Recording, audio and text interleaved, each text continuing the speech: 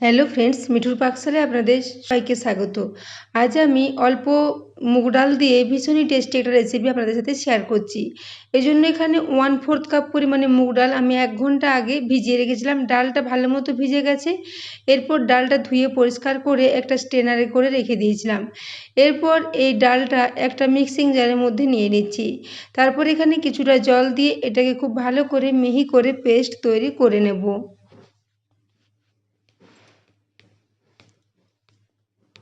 তো দেখুন এখানে পুরো ডালটা নিয়ে নিয়েছি। এরপর এখানে জল দিয়ে দিচ্ছি। তো প্রথমে এখানে প্রায় 2 চামচ পরিমাণে একটু জল দিয়ে দিলাম। তারপর এটাকে খুব ভালো করে পেস্ট তৈরি করে নিচ্ছি। তো এটা এখন পেস্ট তৈরি করে নিয়েছি। এরপর এই মুগ ডালের পেস্টটাকে একটা পাত্রের মধ্যে নিয়ে নিচ্ছি।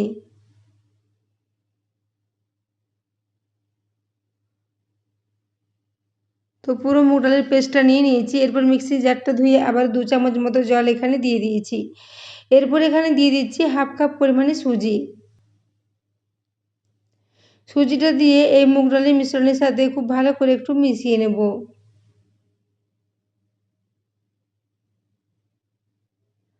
তো দেখুন এটাকে এভাবে ক্রমাগত নাড়াচাড়া করে খুব ভালো করে এই মুগ ডালের সাথে সুজিটাকে মিশিয়ে নিয়েছি।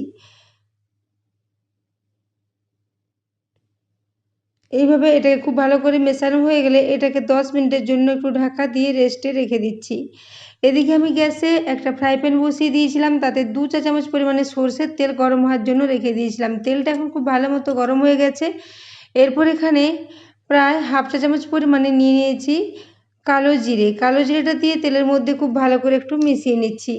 তো কালো জিরেটা যখন খুব ভালো করে মেশানো হয়ে যাবে তখন এখানে দিয়ে দিচ্ছি আমি একটা মিডিয়াম সাইজের আলুকে গ্রেট করে আলুটা পরিষ্কার করে ধুয়ে জলটা ঝরিয়ে রেখেছিলাম, সেই আলুটা দিয়ে দিয়েছি।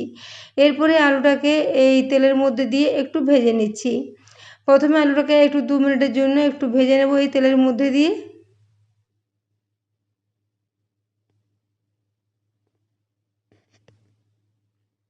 তো দেখুন আলুটাকে এইভাবে 2 মিনিট পর্যন্ত খুব ভালো করে একটু ভেজে নিয়েছি।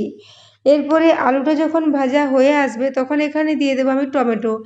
একটা মিডিয়াম সাইজের টমেটোকে ছোট টুকরো করে কেটে রেখেছি, সেই টমেটোটা এর সাথে মিশিয়ে নেব। তো দেখুন তার আগে আমি আলুটাকে খুব ভালো করে একটু মিশিয়ে নিয়েছি। এটাকে ঢাকা দিয়ে আলুটা সেদ্ধ করার কোনো প্রয়োজন নেই, এটা ভাজতে ভাজতে খুব ভালো মতো সেদ্ধ হয়ে যাবে।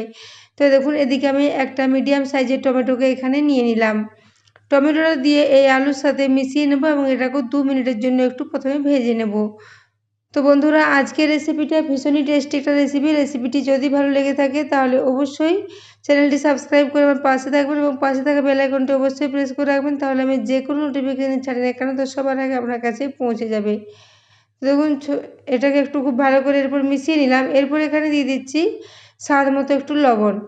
ওই সাথে দিয়ে দেবো প্রায় 1/4 চা চামচ পরিমাণে একটু হলুদের গুঁড়ো এবং ওই সাথে দিয়ে দিচ্ছি 1/2 চা চামচ পরিমাণে এখানে ধনে গুঁড়ো, এখানে 1/2 চা চামচ পরিমাণে জিরে গুঁড়ো, ওই সাথে দিয়ে দিচ্ছি 1/4 চা চামচ পরিমাণে একটু গোলমরিচের গুঁড়ো। এইবার দিয়ে দিচ্ছি এখানে 2টো কাঁচা লঙ্কাকে ছোটো টুকরো করে কেটে রেখেছিলাম। তো এখানে মশলা সমস্ত দেওয়া হয়ে গেছে। এরপর এটাকে খুব ভালো করে একটু মিশিয়ে নেব। টমেটো ও আলুর মধ্যে সমস্ত কিছু মশলা দিয়ে এটাকে প্রায় 2 মিনিটের জন্য একটু খুব ভালো করে মিশিয়ে নিয়েছি।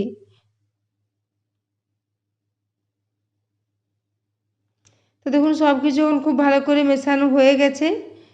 মশলা দিয়ে এটাকে খুব ভালো করে আমি প্রায় 2 থেকে 3 মিনিট পর্যন্ত একটু নাড়াচাড়া করে এটাকে ভেজে নিয়েছি। এরপর সবশেষে এখানে দিয়ে দিয়েছি 1 চা চামচ পরিমাণে কসুরি মেথি। কসুরি মেথিটা দেওয়ার পরও খুব ভালো করে এটার সাথে মিশিয়ে নেব।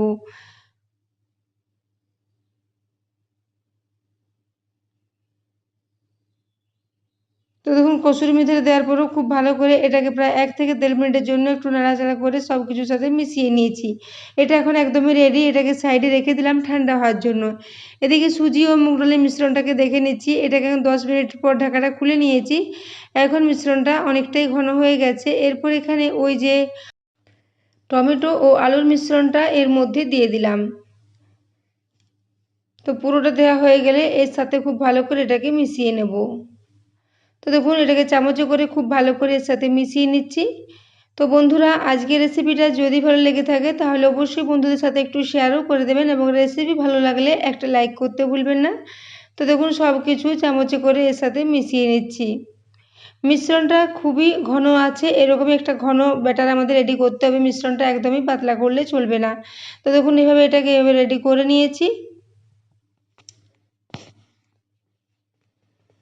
তো মিশ্রণটা খুব ভালো মতো এখানে রেডি হয়ে গেছে, কিন্তু তার আগে আমি এখানে আবারও কিছু প্রিপারেশন করে নেব।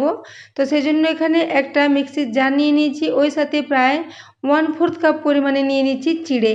চিড়েটাকে এই মিক্সিং জারের মধ্যে দিয়ে একটু গুঁড়ো করে নেব। তো চিড়েটাকে দেখুন খুব ভালো করে গুঁড়ো করে নিয়েছি, এরপর এর সাথে দিয়ে দিচ্ছি। চিড়েটা দিলে এই রেসিপিটা ভীষণই টেস্টি হবে এবং ভীষণই খাস্তা ও মুচমুচে মতো রেডি হবে। সেই জন্য এখানে 1/4 কাপ পরিমাণে চিড়ের গুঁড়ো দিয়ে দিলাম। চিড়ের গুঁড়োটাকে দিয়ে সব কিছুর সাথে খুব ভালো করে আবারও মিশিয়ে নিচ্ছি।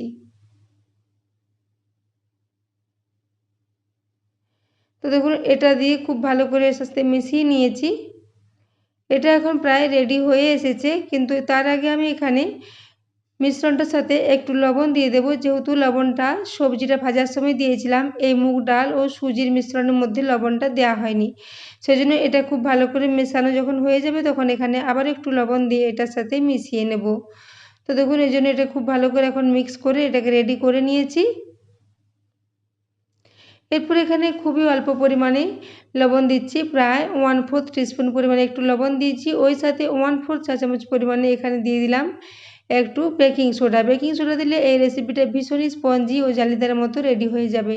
তো দেখুন লবণ ও বেকিং সোডাটা দেওয়ার পর খুব ভালো করে এটার সাথে মিশিয়ে নিচ্ছি।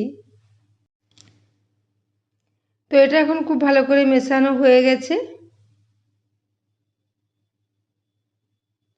এটা এখন একদমই রেডি হয়ে গেছে। তো দেখুন এভাবে এতটা করে মিশ্রণ চামচে করে নেব আর এই রেসিপিটাকে এভাবে তৈরি করে নেব। তো দেখুন এর জন্য গ্যাসে একটা ফ্রাই প্যানে আমি 1/2 কাপ পরিমাণে তেল গরম হওয়ার জন্য রেখে দিয়েছি। এরপর হাতে করে এখান থেকে দেখুন এরকম কিছুটা করে মিশ্রণ নেব আর হাতে করে এভাবে একটু গোল গোল করে এই তেলের মধ্যে দিয়ে দিচ্ছি। তো দেখুন মিশ্রণটা একটু বেশ নরম নরম আছে, এরকম একটু নরম টাইপের মিশ্রণ আমাদের রেডি করে নিতে হবে। এরপর হাতে করে বেশ কিছুটা ব্যাটার নিয়ে এখানে দিয়ে দিলাম। এরপর আমি দেখুন আবারও একটা দিয়ে দিচ্ছি। এখানে যে ফ্রাই প্যানটা নিয়েছি তাতে এখানে 3টে করে রেডি হয়ে যাবে। তো দেখুন এখানে তেলটার মধ্যে দিয়ে দিচ্ছি। তেলটা গরম হওয়ার পর গ্যাসের ফ্লেমটা এখন মিডিয়ামে করে দিয়েছি। মিডিয়াম ফ্লেমে এইভাবে এগুলোকে একটু রেডি করে নিচ্ছি। তো দেখুন 3টে দিয়ে দিয়েছি, খুব ভালো করে একটু গোল করে ছড়িয়েও নিয়েছি। এরপর নিচের দিকটা প্রায় 2 মিনিট মতো একটু মিডিয়াম ফ্লেমে ফ্রাই করে নিয়েছি। তো দেখুন নিচের দিকটা খুব ভালো মতো লালচে লালচে করে ফ্রাই হয়ে গেছে। এরপর এগুলোকে সমস্ত আমি উল্টে দিচ্ছি। তো প্রথমে এগুলোকে মিডিয়াম ফ্লেমে 2 মিনিটের জন্য একটু নিচের দিকটা ফ্রাই করে নিয়েছি। এরপর এখানে গ্যাসের ফ্লেমটা একটু লো করে দিয়ে আবার 2 মিনিট অপর দিকটাকে ফ্রাই করে নিয়েছি। তো এইভাবে 4 থেকে 5 মিনিট পর্যন্ত সময় নিয়ে এগুলোকে নেড়ে ছেড়ে একটু ভেজে নিয়েছি। তো দেখুন এর কালারটা এখন ভীষণই সুন্দর এসেছে। এরপর এগুলোকে আমি তুলে নিচ্ছি একটা প্লেটের মধ্যে। তো বন্ধুরা আজকের রেসিপিটা বানিয়ে নেওয়া ভীষণই সহজ, ভীষণই খাস্তা ও মুচমুচে একটা রেসিপি। বাচ্চারা এরকম ধরনের রেসিপি টিফিনে ভীষণই পছন্দ করবে, এমনকি এটাকে আপনারা সকালের ব্রেকফাস্টও বানিয়ে ট্রাই করতে পারেন। ভীষণই টেস্টি একটা রেসিপি। তো দেখুন এইভাবে আমার প্রথমে 3টা এখানে রেডি হয়ে গেছে, পরে আমি আবারও 3টা ওই ফ্রাই প্যানের মধ্যে দিয়ে দিচ্ছি। এইভাবে 3টে করে দুবারে আমি এগুলোকে একটু ফ্রাই করে নেব। তো দেখুন এভাবে কিছুটা করে মিশ্রণ দিচ্ছি, হাতে করে এইভাবে একটু ছড়িয়ে নিচ্ছি। তো দেখুন এইভাবে হাতে করে এগুলোকে একটু গোল গোল করে দিয়ে দিচ্ছি। তারপর এগুলোকেও প্রায় 5 মিনিট পর্যন্ত সময় নিয়ে একটু নাড়াচাড়া করে ভেজে নেব। তো দেখুন এগুলো এখন খুব ভালো মতো ফ্রাই হয়ে গেছে। এরপর এগুলোকে তুলে নিচ্ছি। এইভাবে আমি সবগুলোই ফ্রাই করে নিয়েছি। এরপর একটা প্লেটের মধ্যে নিয়ে এগুলোকে সার্ভ করে দিচ্ছি।